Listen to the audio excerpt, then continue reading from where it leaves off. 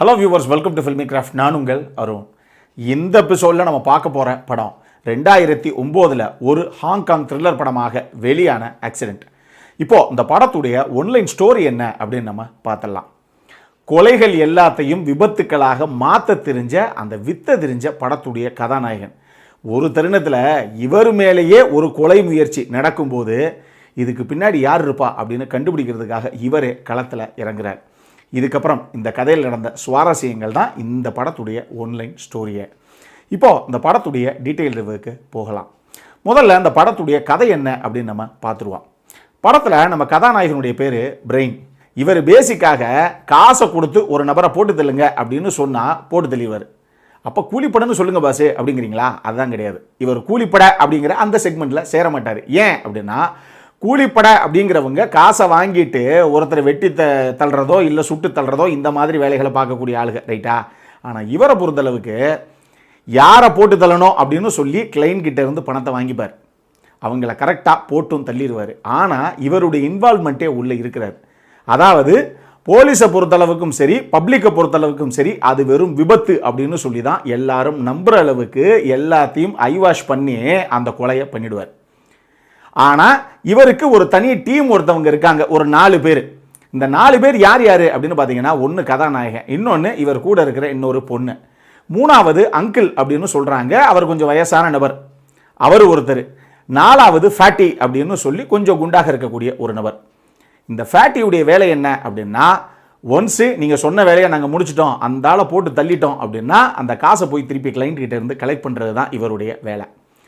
இந்த வயசான அந்த அங்கிள்ங்கிற கதாபாத்திரமும் சரி, இவர் கூட இருக்க அந்த பொண்ணும் சரி, இவங்க 2 பேரும் எங்கே இவங்க இன்னைக்கு கொலையை பண்ண போகிறாங்களோ, அதாவது எல்லாத்துக்கும் புரிகிற மாதிரி சொல்லணும் அப்படின்னா, எந்த இடத்துல இன்னைக்கு விபத்து நடந்ததாக இவங்க எல்லா விஷயத்தையும் ஜோடிக்க போகிறாங்களோ அந்த இடத்துக்குள்ள 2 கதாபாத்திரமாக அங்கங்கே சுற்றிட்டு திரிகிற நபர்கள். இதுதான் இவங்களுடைய டீமு. படத்துடைய ஆரம்பத்திலேயே ஒரு பிஸியான மார்க்கெட் பகுதி மாதிரி ஒரு ஏரியா காமிக்கப்படுது. அந்த இடத்துல இந்த 4 பேரில் அந்த பொண்ணு இருக்கால்ல, அந்த பொண்ணு மட்டும் ஒரு காரில் இருந்து அப்போ தான் உள்ளேருந்து வெளியே இறங்கி வந்து, ஐயோ டயர் பஞ்சர் ஆகிடுச்சிங்க, இப்போ வண்டியை வேறு எடுக்க முடியாதே அப்படிங்கிற மாதிரி ரோட்டை மறித்து காரை அந்த பொண்ணு நிறுத்தி வச்சிருக்கு. பின்னாடி வரிசைக்கு ஒரு 7-8 வண்டி வந்து நிற்கிது. ஏன்னா ரோடு எங்கிட்ட இடம் கிடையாது வெளியே தாண்டி போகிறதுக்கு.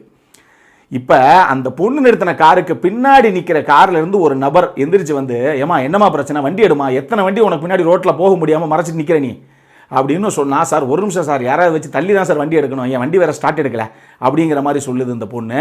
கடைசியில் 2-3 பேர் இந்த பொண்ணுடைய வண்டியை ஓரமாக தள்ளி கொண்டு போய் நிறுத்தி கடைசியில் அந்த பின்னாடி இறங்கின நபர் திருப்பி காருக்குள்ளே ஏறி காரையும் எடுக்கிறார். எடுத்து அடுத்து ஒரு 10-15 அடி போகிறதுக்குள்ள மேலே இருந்து ஒரு ஸ்க்ரீன் கிளாத் மாதிரி ஒரு பேனர், அதை ஸ்க்ரீன்கிறத விட ஒரு பேனர்னு சொல்லலாம், பேனர் கிளாத் மாதிரி ஒன்று நேராக அப்படி ஒரு பக்கம் வந்து இவருடைய விண்ஷீல்டில் அப்படியே கம்ப்ளீட்டாக மறைச்சிருந்து முன்னாடி வேயவே. திருப்பி மனுஷன் கோவமாகி போய் வெளியே இறங்குறாரு. என்னையா நீ காலைல யார் முகத்தில் முழிச்சேன்னு இல்லை, இப்போ தான் அங்கே வண்டியை நிறுத்தினேன், அடுத்த 10 அடி தாண்டலை திருப்பி நிறுத்தினேன் அப்படிங்கிற மாதிரி பயங்கர கோவத்தோட, ஏப்பா யாருப்பா அந்த பேனரை கொஞ்சம் கூட கண்டுக்காமல் இருக்கிறது அப்படின்னு சொல்லி அந்த பேனர் கிளாத்தை கோவமாக கீழே இழுத்தா மேலே வச்சிருந்த ஒரு கண்ணாடி பீஸ் மாதிரி அது அப்படியே நேர சுக்கு சுக்காக உடஞ்சி இவர் மேலே விழுந்து ஆள் அங்கேயே ஸ்பாட் அவுட். சுற்றி இருக்கிற பொதுமக்கள் எல்லாரும் வேடிக்கை பார்த்துக்கிட்டு இருக்காங்க. ஐயோ இப்படி ஒரு சம்பவம் நடந்து போச்சு, போலீஸை கூப்பிடுங்க அப்படின்னு சொல்லி எல்லாரும் போலீஸையும் கூப்பிட்டு போலீஸும் ஸ்பாட்டுக்கு வந்துடுறாங்க. ஆனால் போலீஸ் அவங்களுடைய முதல் தகவலாக இங்கே ஒரு விபத்து நடந்து போச்சு அப்படிங்கிற மாதிரி தான் அதை பதிவு பண்ணி இந்த கேஸை க்ளோஸ் பண்ணிட்டு போயிடுறாங்க. ஆனால் அதுக்கப்புறம் தான் நமக்கு ரிவீல் பண்ணப்படுது, இது நம்ம ஹீரோ பிளான் பண்ண ஒரு விஷயம். நான் சொன்னேன் இல்லையா, ஒருத்தரை போட்டு தரணும் அப்படின்னா காசை வாங்குற இடத்துல வாங்கிட்டு கிளியராக ஒரு ஆக்சிடெண்ட்டாக நச்சுன்னு செட்டப் பண்ணி முடிக்கிற ஒரு தில்லாலங்கடி அவர் பண்ண வேலை தான் இது. இப்படி கதைக்களம் சுவாரஸ்யமாக ஆரம்பித்து ஒரு தருணத்தில் நம்ம ஹீரோ மேலேயே ஒரு மிகப்பெரிய கொலை முயற்சி நடக்குது.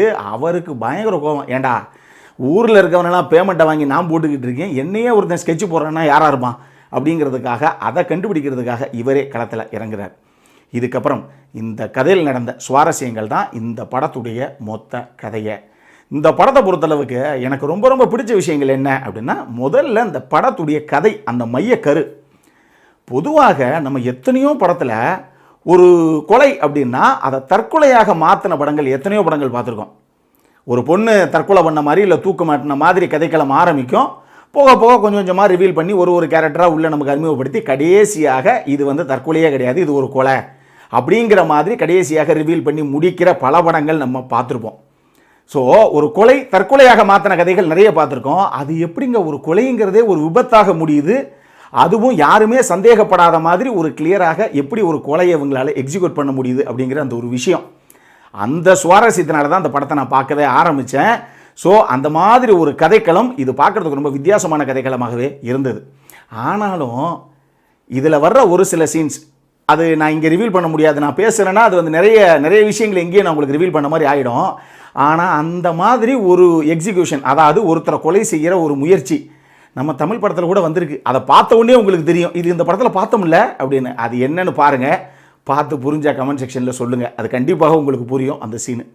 படத்தில் ரெண்டாவது எனக்கு ரொம்ப பிடிச்சது இந்த படத்துடைய கதாநாயகனான லூயிஸ் கோவுடைய பர்ஃபார்மன்ஸ். ஆக்சுவலி எல்லாருமே சூப்பராக பண்ணியிருந்தாங்க. அந்த படத்தில் ஒரு சில கதாபாத்திரங்கள் தான், அதிகமான கதாபாத்திரங்களே கிடையாது.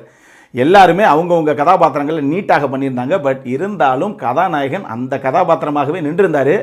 மனுஷன் காசு கொடுத்தா யார் வேணாலும் போடுவார் போல தெரியுது அப்படிங்கிற ஒரு ஃபீல் நமக்கு அவரை பார்க்கும்போதே தெரியும். அந்த மாதிரி ஒரு கதாபாத்திரம், அது ரொம்ப நேர்த்தியாக பண்ணியிருந்தார் அவர்.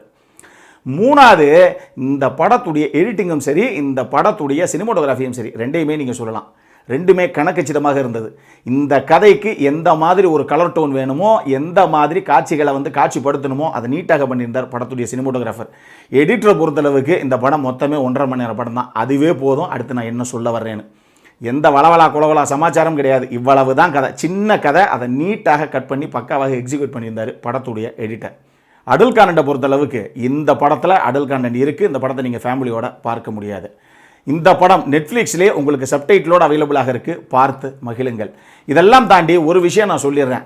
இந்த படம் ஒரு ஸ்லோ பர்னிங் ட்ராமா தான். அதாவது கிரைம் த்ரில்லர் மாதிரி பரபரப்பாக காட்சிக்கு அடுத்த கட்ட நகர்வு பயங்கர ஃபாஸ்ட் பேஸில் இருக்கும் அப்படிங்கிற மாதிரிலாம் போய் பார்த்துறாதீங்க. ஸ்லோ பர்னிங் ட்ராமா தான், பட் சூப்பராக எக்ஸிக்யூட் பண்ணப்பட்ட ஒரு படம் இது. அதன் காரணமாக இந்த கிரைம் த்ரில்லர் ரசிகர்கள், மிஸ்ட்ரி த்ரில்லர் ரசிகர்களே, கிரைம் இன்வெஸ்டிகேஷன் த்ரில்லர் ரசிகர்களுக்கெல்லாம் இந்த படம் பிடிக்கிறதுக்கான வாய்ப்பு நிறையவே இருக்குது. பார்த்து மகிழுங்கள். இந்த படத்திற்கு ஃபில்மி கிராஃப்ட் கொடுக்கக்கூடிய ரேட்டிங் 7/10. இப்போ நம்மளுடைய அடுத்த செக்மெண்ட்டான இன்ட்ரெஸ்டிங் ஃபேக்ட்ஸ் அபௌட் தி மூவிக்கு போகலாம்.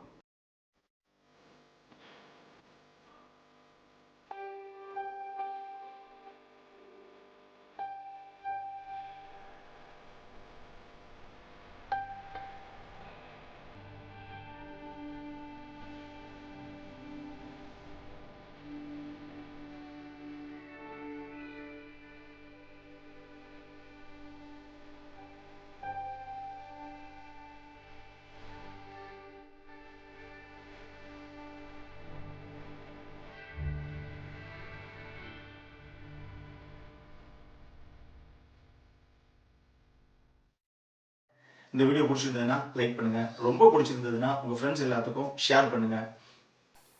உங்களுடைய கருத்துக்கள் ஏதாவது இருந்தது அப்படின்னா கீழே இருக்க கமெண்ட் செக்ஷனில் எங்களுக்கு தெரிவிங்க. வீடியோவை க்ளோஸ் பண்ணுறதுக்கு முன்னாடி சப்ஸ்கிரைப் பண்ணுங்கள். சப்ஸ்கிரைப் பண்ணும்போது பக்கத்தில் இருக்க நோட்டிஃபிகேஷன் பெல் ஐக்கானையும் கிளிக் பண்ணுங்கள். அப்போ தான் எங்களுடைய வீடியோஸ் எல்லாம் உங்களை ஆன் டைம் வந்து சேரும். இதே மாதிரி இன்னொரு வீடியோவோட அடுத்த முறை உங்களை சந்திக்கிற வரைக்கும் it is Arun signing off. By.